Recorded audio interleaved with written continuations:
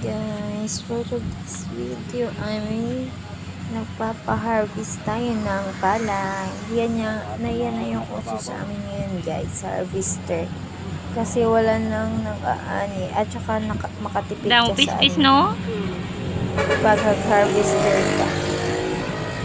Ayan, tapos may ayan o, tingnan nyo, napaka-stick. Pagtapos mag-harvest, may taga-kuha talaga. Nagko-conduction.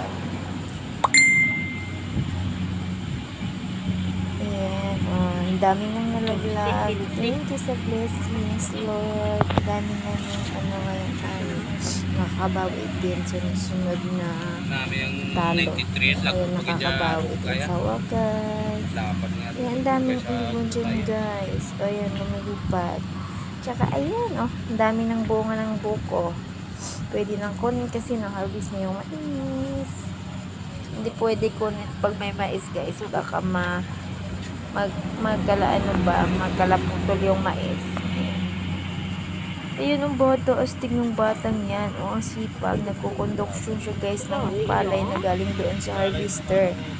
Dinadala niya papunta dun sa bahay, diba? Ganyan yung mga bata ang sipag. Sana lahat ng bata ganyan mag-isip para magka-pair, magkatrabaho, tapos nag-aaral. Ngayon dapat ang mga bata dyan, shout out. Sana makita nyo to guys, yung vlog nyo to, at inspired kayo sa bata nyo na nagkukonduksyon ng palay para wala man sila galubong-lubong, no? Ayan grabe ang galing. Isang sako ng palay, kaya niyang buhatin, guys. So, paano naman yung mga tambay dyan na umaasa lang sa mga nanay or tatay nila. Yan yung bata, guys. Ay, sinasiler gamitan? Ay, malapit na siyang matapos, guys. So, mag-transfer na siya sa kabilang side. Yan siya, yung birthday. Ang galing. Ang dami nila dyan, guys. Okay, sila ginagamit yung mais eh. Ng palay. Dodira man ang mas kwan sa ilang maisan. Yan yung harvester. Apakagaling. Yan yung ocean na yun. Harvester. Galing pag ng palay. Direct lagay sa sako, guys. Nakahalpag na yun, guys. Tapuson dyan nila. Nasisete sa ako? Ng palay na ganyan. Ayan ang galing. Ayan yung naglalagay ng naglalagay ng palay sa sako. Ayan. Tapos, direct na siya lagyan ng tawag dyan. Ang tawag ng kalimutan ko. Sarapan oil, guys. Pagganito. Ang dami yung gabi ang palay. Kaya, hello! Hindi ako mga ganyan. Bahala kayo dyan. Ako mga ingay dyan kasi ang ingay ng baka pati. Ayaw ka na.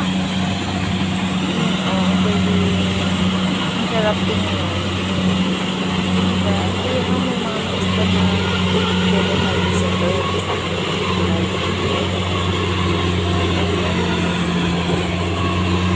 kaway-kaway sa mga nakakita o mga pag-aan dito.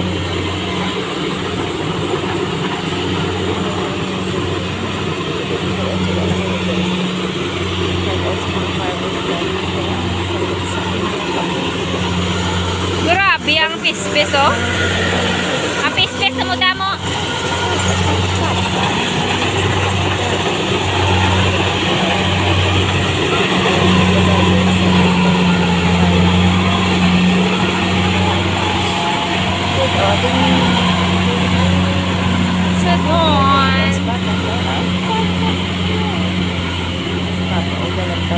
Siya pwede magkata sa kalam kaliat wala pa nag-ayo.